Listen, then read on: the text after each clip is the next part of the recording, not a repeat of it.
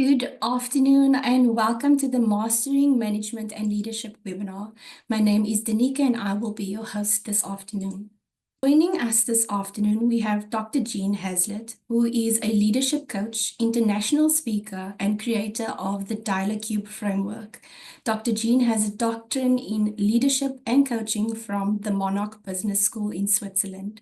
Then we are joined by Richard Grossi, who holds a master's degree in leadership and is an ICF ontological coach. He is a brand strategist with a keen interest in human perception and behavior. Now, without any further ado, I'll hand over to Dr. Jean. Thank you. Hi, everyone. I'm so excited to be here. And the great thing that we're going to be talking about is the power of connection. And I'd like to start with the next slide as to say, but have you ever thought about what we're wired for? We are wired for connection. What is more harmful than obesity, smoking, and high blood pressure, do you think? Well, when I was doing my research, I found out that loneliness is more damaging than the above. Loneliness increases your stress, your anxiety, and depression. So as I said, we are wired for connection. So I'd like to introduce you to how you actually connect and what makes people want to connect. You could be in a room full of people, like even sitting here. I'm talking to all of you, but I can't see you. So I'm missing a little bit of a connection for myself. So you need to understand how you connect and what you connect. I would like to introduce you to a great drug that can help you reduce stress, anxiety, and depression. And I'd like you to introduce you to genuine social connection. So connection can really be a great drug that you don't need a prescription for. Its health impacts are staggering. Your body is wired for human connection, mentally, physically, and emotionally. Brene Brown says it very nicely when she defines connection as the energy between people when they feel seen, heard, valued, and have a place of non-judgment. I guarantee you can put on one hand, the amount of people that really give those characteristics for you. I even tried that myself, and there's only a very small amount of people that you really feel connected with, that you're in a space of non-judgment. You can actually have a decent conversation where you can actually process your thoughts. So why connect? Actually, humans are wired for connection. Your brain is a social organ. For a psychological, neurological reaction, directly profounded shapes in society that we belong to. So I don't mean that because everybody has to connect, you have to be that introvert that becomes a social butterfly. No, you have to understand how you want to connect. How do you make your genuine connection? It could be that one-on-one. It could be the social butterfly, but you need to understand that having that human connection can be very different for everybody. So understand that in the workplace, in your social environments, understand what makes you want to connect. So even in our workplaces, organizations offer jobs which give you compensation for what you do, but your brain experiences the workplace as a social system. So you need to understand if there's a threatening space in your workspace, your brain is going to go into a very different space as opposed to if you're feeling nice and relaxed. So we like to make sure that our brains are releasing the right chemicals for us to feel happy, for us to feel relaxed, for us to be able to have decent conversations. So think about this when you're actually going into performance discussion with your manager. Is your brain being hijacked? Or are you actually ready to have these conversations that can help you grow and develop what you're actually trying to do from a performance discussion point of view? For us to really be connected, we actually have to start having communication. One of the first things to do is listening. There's many different types of listening, but what I want to focus on is the art of active listening, is how do you actually create this nice space where you can actually listen better for what people are actually telling you. And through this, I'm only going to focus on three things. I'm going to focus on how we listen, how we make requests, and how we do feedback. If you can master these, you can have a really impactful conversation. So let's see where we start. So learning to listen, it's not easy. It's like taking your brain to the gym and it's going to a muscle that you haven't used in a while. And I'm going to really challenge you to start thinking about how you could actively listen, because sometimes what you said is not what is always heard. We are always listening for more than just the words. Research shows that our communication is only 20% language and 80% nonverbal. So, what are we picking up? What are we listening for? So, think about how you connect with each other. And also, your brain picks up different signals. We also make lots of assumptions. So we actually jump in and actually finish people's sentences for them because we know where they're going. But actually, what you're doing is you're robbing them of their voice to tell their side of the way they want their story to be heard. So, how do you stay more curious and ask more questions and really start to listen to what the other person is saying verbally and non-verbally? So, what do we actually need to do? So, think about it. We stop listening when we feel we have a solution. We're more interested in prompting our own point of view versus understanding or exploring what the other person is trying to tell us. We are distracted by our own thoughts, our own concerns, our own opinions. Most of the times, we spend a lot of time in our head instead of actually engaging and having a real conversation. Listening to weak points so we can attack, we can interrupt, or we can justify. Listen to how you listen. Pretend to pay attention, just waiting for an opening so you can jump in. When that person takes a deep breath, it's like, oh, I got my opportunity now to actually say my say. We're formulating rebuttals, or we're planning to have a nice comeback, but we're then not in the conversation anymore. We're not present anymore. We've actually jumped into our heads and our own thoughts. So we're not listening to the person, we're listening to our judgment of them. Think about that. When you're actually listening, what are you actually listening for? What's happening in your head? How much baggage are you going into that conversation with? Let's think about how we could do this differently. So let's take the simple example of let's make requests. And if people are making requests of us, how do we listen to this? So this happens all the time around us, in the office, at home, saying, I need your support. Yeah, that's a nice request. And yes, I know you need support, but what support do you need? By when? And who needs to help you? Because I'm not sure exactly what's coming out of that. Or please tidy your desk or your room. I have a teenager. Yes, tidy your room means something very different to him than it means to me. When I say tidy your desk in the office, my assumption is you know exactly what I mean by that, but your concept of a tidy desk, it might be different to mine. So the elements of a proper request needs to think that there is a speaker and a listener. Because if I just say, "Oh, everybody, I need your support," who you're asking? So understand who is the listener, who's the speaker. Consider the mood. What is the mood of the environment? I'm definitely not asking for a raise if somebody's ranting and raving and rushing around in a bad mood. Not the right time to do that. Level of competency. So, do you understand what I need? And do you have the tools to actually implement what is required and the request that I've made? Shared understanding. We're both on the same page. We're understanding each other. We both listen to each other. We haven't been butting in and actually finishing each other's sentences. And I would just like to clarify, like to just repeat what you've said so I've got a better understanding. And also the biggest one, by when? When do you actually need this by? We sometimes assume everything is in a rush, but maybe you need a little bit more time, or you can actually renegotiate the time if you know by when. So I hope this helps you see how you can use requests a lot differently in your workplace, in your studies, anything, just to have a more detailed conversation and more powerful that you can actually walk away with more control of what you need to do in the situation. Next slide. So when we're making requests, there's another element called feedback. I really didn't like the way that you said that to me.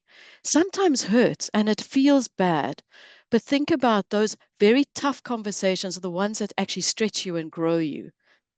So as we're exploring this, I want to make you to consider this. When you're considering how difficult it is to receive corrective feedback and how hard it is for your boss, your colleague, your friend to deliver feedback to you when they know it's really going to be challenging, but it's something that's really going to be meaningful and be able to help you in growing and challenging or changing something that's not get in your favor anymore. So think about this when you're receiving feedback or you're about to give feedback. There's two parties to this, and you're both on edge around giving and receiving feedback. there's one element around us connecting, and that's building trust. But for us to build trust, we actually have to have communication. So think about you going on a blind date. You've gotten to meet the person for the very first time. Your level of trust is a lot lower. But after you've dated for a while, or you've started to get engaged, you're getting married, or the relationship has bloomed, you've started a new job, first time on the job, your trust level's a little bit low. But as you've been there a little bit longer, you start to build a little bit more trust. Your conversations also shift as you have the different levels of trust. So think about this. How are you building trust? How are you starting those connections? Because through those connections, through conversations, you can actually build a great relationship that is trusting. So when we start to give feedback, are you, or even if you're receiving feedback, are you open to the feedback? So notice what the request is coming at you. I'd like to give you my point of view. I would like to give you some feedback. I'd really like to understand your performance and what's happening there. Are you ready, or are you starting to get hijacked? Are you going into fear, anxiety mode? What could you do to stop your brain from being hijacked and your logic goes out the window? Because remember, when your brain is feeling threatened, all logic goes out the window. All you need to do is take a breath and say, what do I need to get out of this conversation? Is this the right time for me to get this information? And yes, I'm now open to receive this feedback. Once you receive the feedback, understand, am I judging my own patterns? Am I starting to be harsh on myself? Or I'm not quite sure what the feedback means. Let me ask more questions. So that's where your listening comes in, and how curiosity can help you say, I see your point of view, but actually, from my point of view, this is what happened. It opens up dialogue. And that, the same thing that got you here won't get you there. So think about how you're busy changing and what new results you want to get. Let's move to the next slide and see how we can play this out a little differently. Think of the change curve. So when we go through changes, any change, it could be a career, it could be a job, it could be a relationship. There's always something around change. There's anxiety, there's fear. There's certain places where we're starting to blame things if things don't go right. We start to go into denial. We could go into depression depending on what the change is that we're going through. So you've been retrenched. You could definitely get into that depression space. But then you could be confused. But then you're also frustrated. But then you stop and start to say, but let me reflect on this.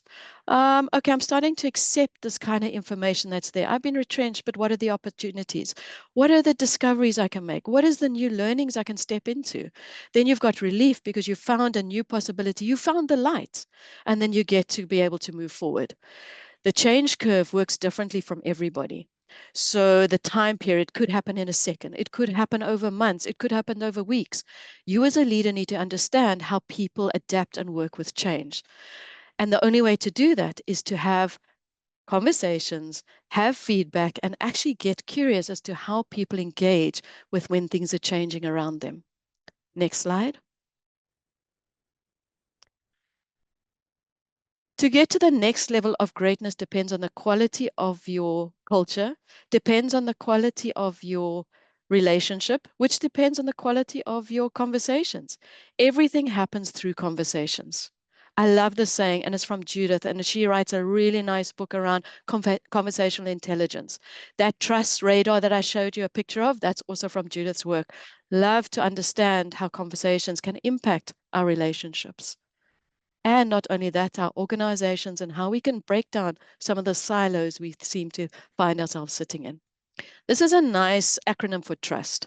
And I use this one because it shows that you need to be transparent.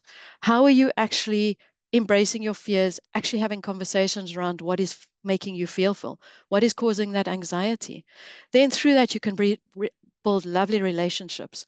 You've got some really nice trusted relationships when you start to listen to connect. And through your understanding, that curiosity, what are you listening for? Let me get an understanding of what are you trying to tell me as you're trying to tell me this information. We have a shared success if we listen to co-create. So instead of trying to interrupt each other and we're competing for the space, is how do we listen to actually connect and co-create? And I'd love to test more assumptions. We all make assumptions. And it takes a few seconds to start, but I'm assuming this, but let me ask a question that I can actually check that. Next slide. I hope that helps you see a little bit around how we can work with trust. Here's this radar again. It's that distrust when we're still in our protective phase and we're still the skeptics. And as we're moving down, we actually start building those relationships. So as you're building these relationships, you need to stop and ask yourself about the current relationships around you. What do you want to do with them? Are there things that you need to change? Who are the people that you have surface level conversations with? What do you want to change about that? Who do you want to share a little bit more with? And how can you build a little bit more of that trusting and open conversations with them? How could you test your feedback and request in those conversations that you can share a bit more? And who are the people that are around you that you trust fully, no matter what?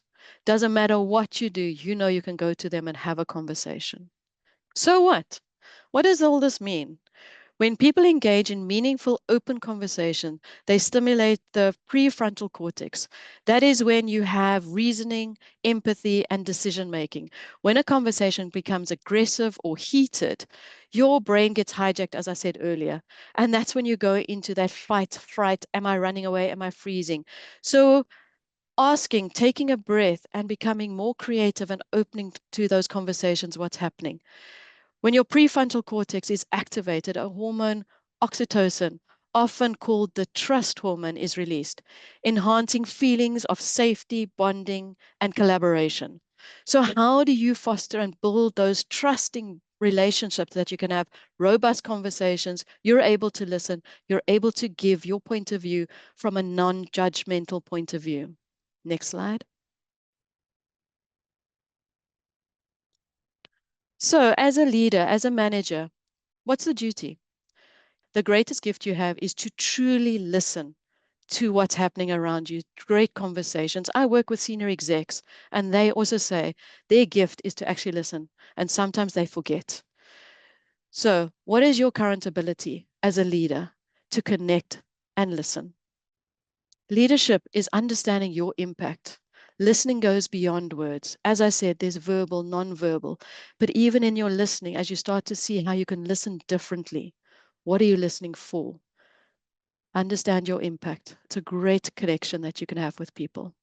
So, my gift to you is hold your curiosity. It'll give you knowledge, it'll give you understanding, it will help your development. And you are the vessel that can do this through your conversations, through your listening. And you can go out and make a huge ripple effect out there.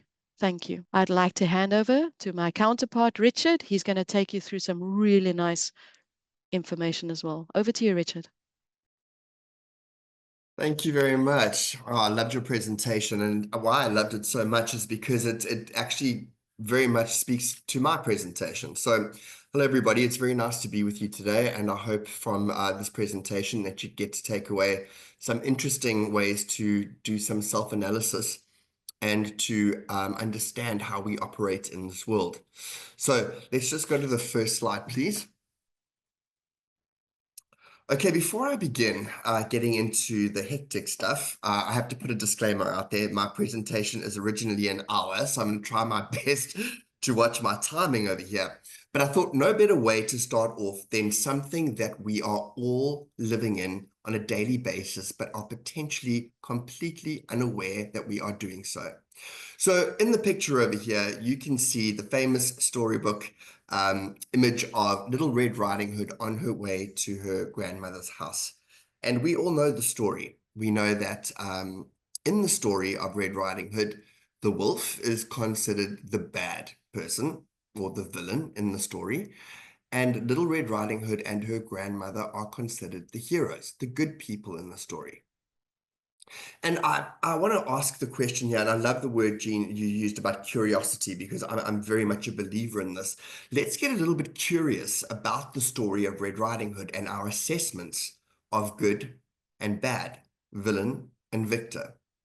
So, how would your assessment of the story of Little Red Riding Hood somewhat change if I said to you, well, as a matter of fact, the wolf, who had lived in the woods all her life, had actually witnessed the grandmother killing children that walked past her house month after month and year after year.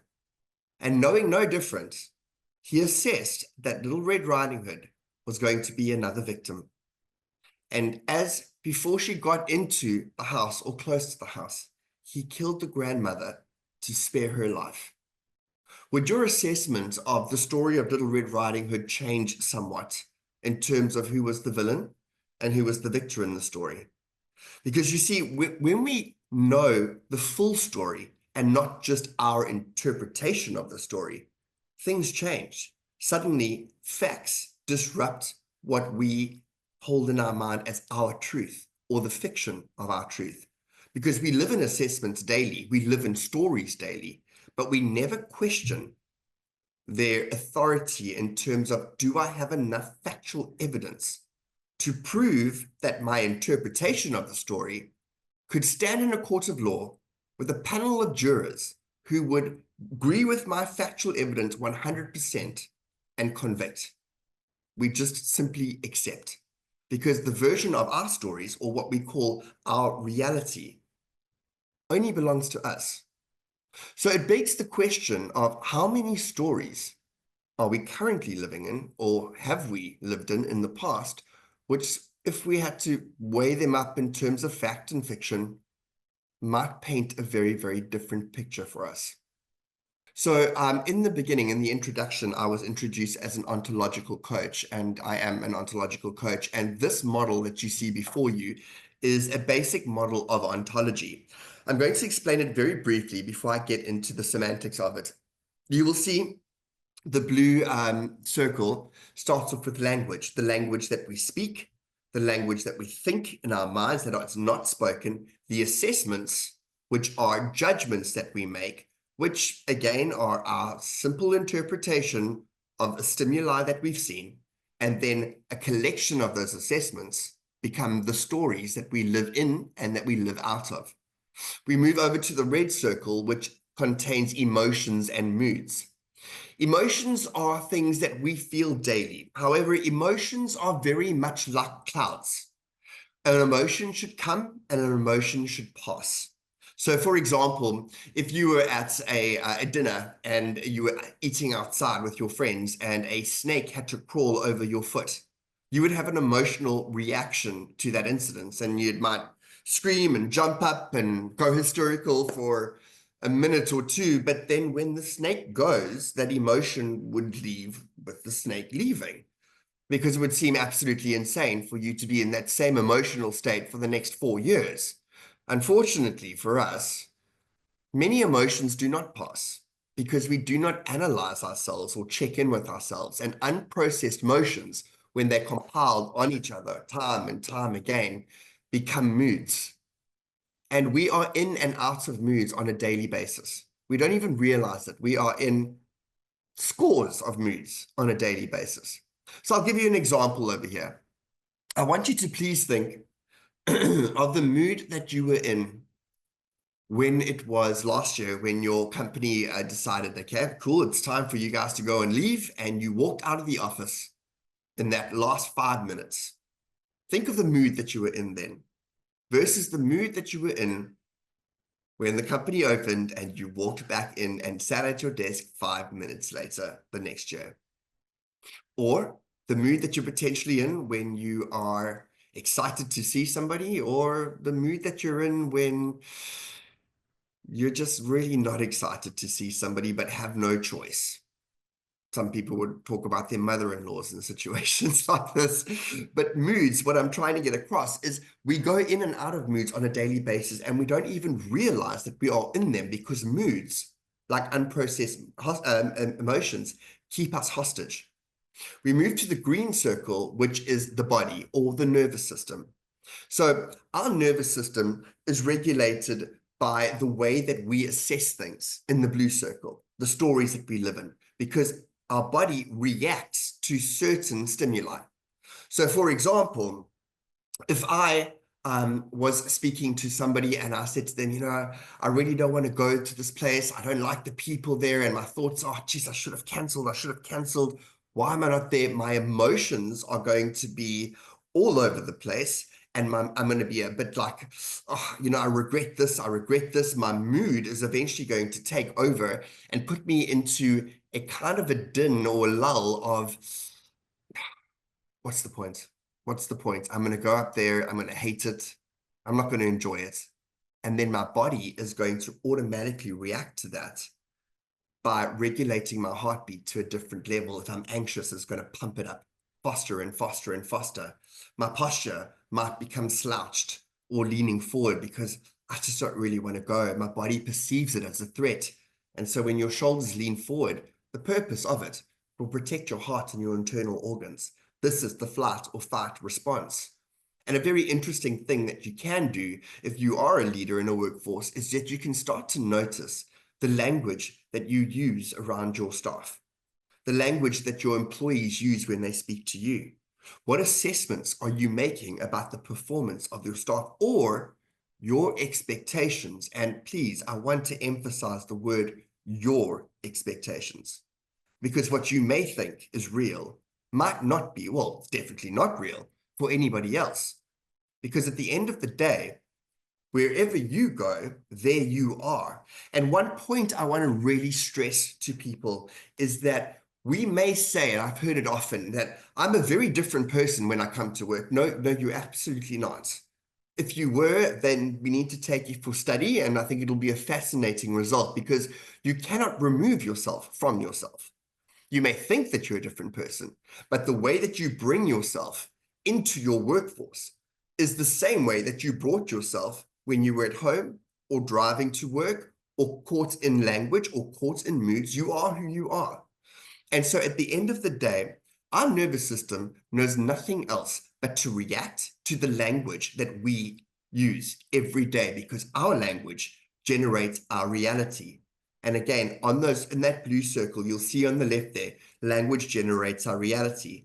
And our reality is no more than an interpretation of an event, of a person, of the world, and oneself. It's a very different thing when we consider how our reality looks when we are in a mood of acceptance versus a mood of resignation or resentment.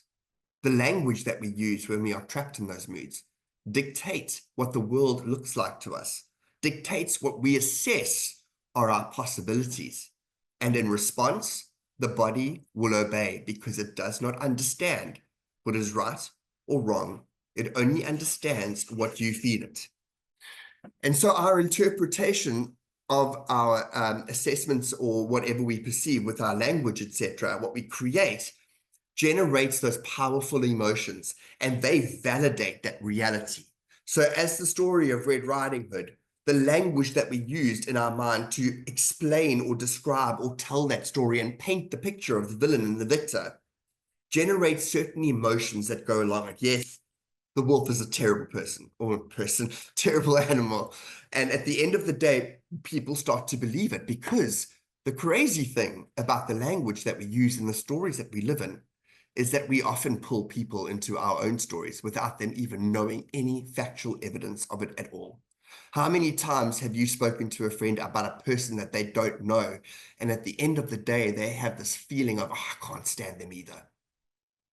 You bring your reality into the lives of other people. And so the responsibility of leaders in leadership roles is to look at their own way of being. Now, these three circles constitute ontologically what our way of being means. And our way of being is how we show up in this world. So the beautiful quote, we see the world as we are, not as it is, because it is the I behind the I that does the seeing. So while our language, moods, and emotions definitely, without a doubt, shape our presence in the world, as I mentioned earlier, they also significantly influence how others perceive and react to us. So I often use this example with my coachees, and I ask them, and I want you guys to please do this too. I want you to take a second and think of a person in your life who is always depressed, never has a good word to say about their life or their circumstances or what their possibilities are. Think of that person and ask yourself how your emotions are impacted when you are around that person. What is the language that you are using in your mind when you consider this person's language or how they make you feel? And how does your body feel? Where in your body does this feeling live when you're in their presence or in their company? This is how powerful moods are, because that person who you were thinking of, who is caught in a mood of resignation, and resignation meaning, what's the point? I've just given up. I've tried so many things. It doesn't work. This is just who I am. That is how powerful moods are. So in the workforce, we will often be able to identify different moods that are at play. Some people are in a mood of high anxiety, and anxiety these days has become an epidemic, especially amongst the youth. So at the end of the day, at work, you will have people who are in moods of anxiety, and you'll be able to pick this up by the language that they use when they are chatting to you. You will have people in moods of resignation who will be like, oh, it's just a job. I'm here to collect a paycheck. Put no effort in. Don't want to try anymore. Or you may have people who are in moods of resentment. And this is an often one in the workforce. I hate my job.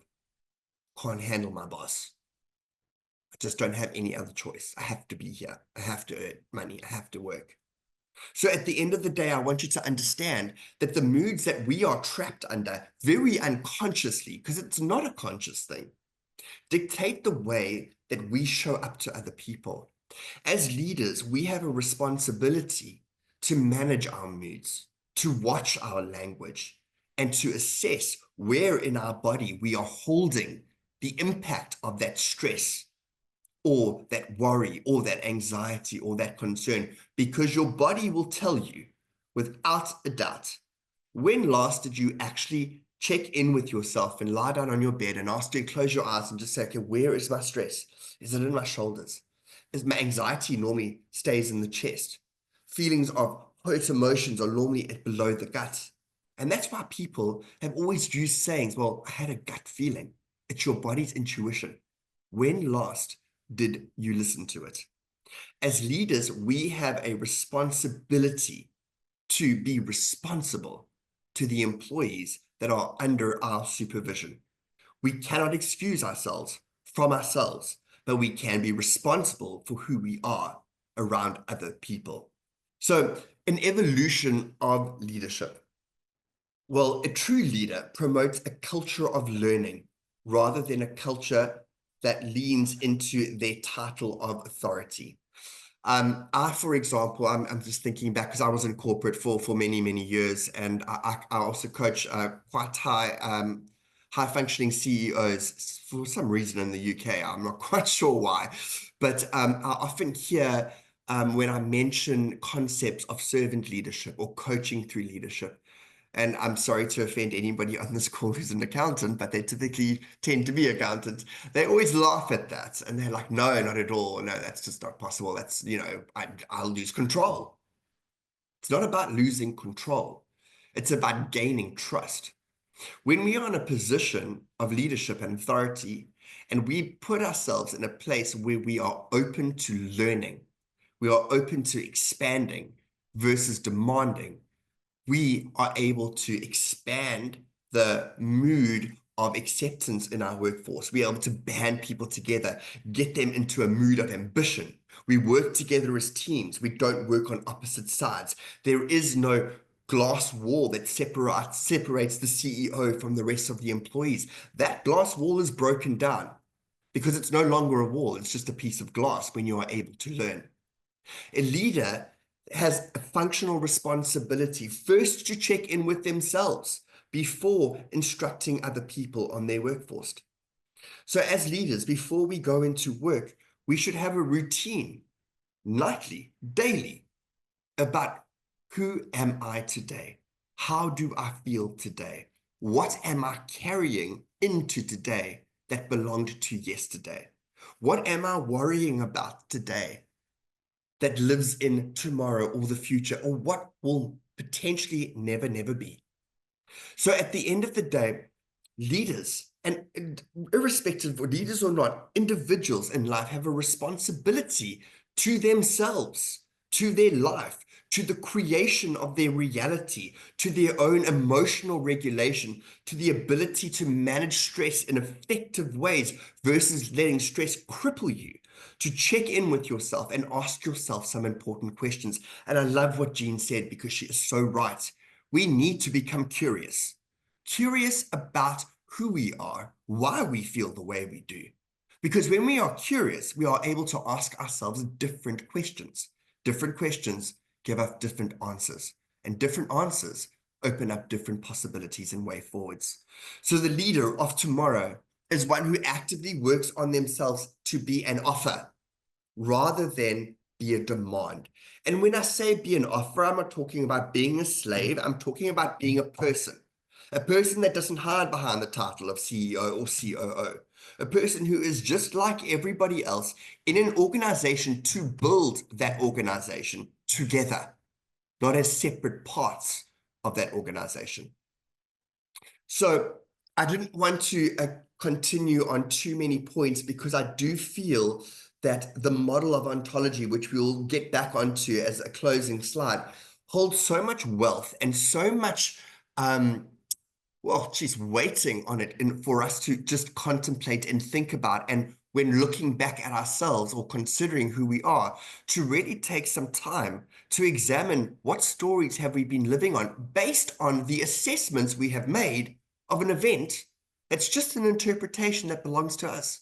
We have no idea whether our interpretation is true or not. How many times have you heard that saying? There are so many holes in that story. Well, those sayings stay a long time. They stay around for very, very long because they're true. Or don't, there's one truth. Their side, that side, the truth is in the middle. We don't own the truth.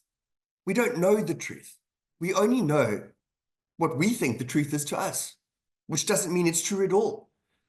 In fact, most humans are pretty delusional.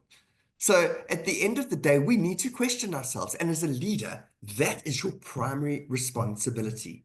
So my actionable insights for you today, and what I would really encourage you to do, is to become an acute observer of yourself. Don't sit in a place of judgment where potentially you've looked over your day and thought, oh, sorry, I swear like a trooper, I'm going to try keep it to the bare minimum, to think back to yourself and go, oh, shit, I shouldn't have done this. I shouldn't have done that. No, no, no, no. Therefore, you're coming in a place of judgment. Don't be a judgmental person on a person like yourself who is trying to learn. That is not a way to learn. Become an observer of yourself. Pay attention to your language. Feel your emotions. Don't think them. Feel them. Ask why they are there. What are they tied to? What is causing this emotion? What thought has triggered it? And then notice where on your body you are holding that truth, which is not so true. And through that process, you will be able to scope and landscape the way that you choose to show up to the world and in the world, not only for yourself, but also to others. Cultivate an art of detachment. Detach from your thoughts and your emotions. Detach from your stories. If you see a person on your a workforce who you've had this long assessment of, oh, they're just really irritating, or they're this, they're that. That is your story. That is your interpretation. Something that they have done has triggered that in you, not in them, in you. Maybe it's an opportunity to ask yourself different questions around that behavior. What can I do to change myself and the way that person reacts to work? Engage in self-coaching and seek regular guidance from a coach if you cannot self-coach. Always be in a position where you are wanting to learn. I've got a wonderful story that I'd like to just close with, if we can just go to the last slide. So here's the whole model of ontology: language, emotions, body, signaling how we observe and interpret the world, which, as I said, that is our way of being in the world.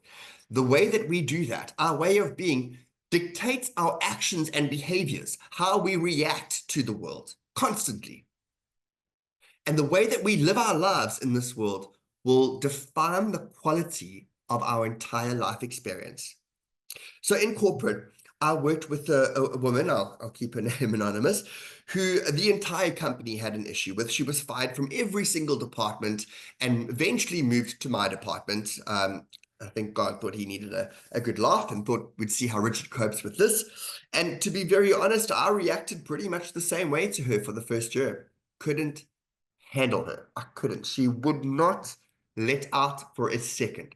Always complaining, never willing to listen, never willing to engage. And my reactions towards her way of being were identical to her. I gave her back what she gave to me because I reacted.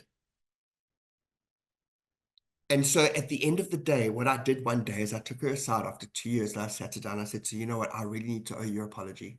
I am so sorry for the way that I've treated you. I am so sorry that I've never listened to you properly. Do you think that you could forgive me and that we could start again? From then on out, our relationship changed and she became one of the most effective people in that organization. And today she is one of my closest friends.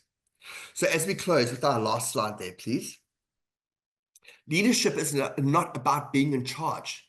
Leadership is truly about being in touch with yourself and in touch with life itself. Thank you very much. I hope you enjoyed it.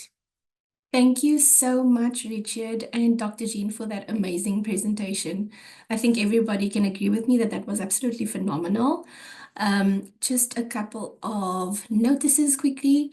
For anyone that is interested in gaining practical business skills, management, and coaching skills, please have a look at SACAP Global's short courses that offer flexible learning opportunities for online skills development. Visit our website for more information. A big thank you to our attendees for joining the session.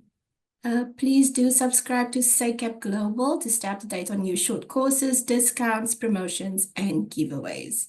I would just like to thank our speakers once again for an absolutely amazing job, and for our attendees for joining this session. I hope you have a wonderful afternoon further. Thank you so much. Thanks, guys.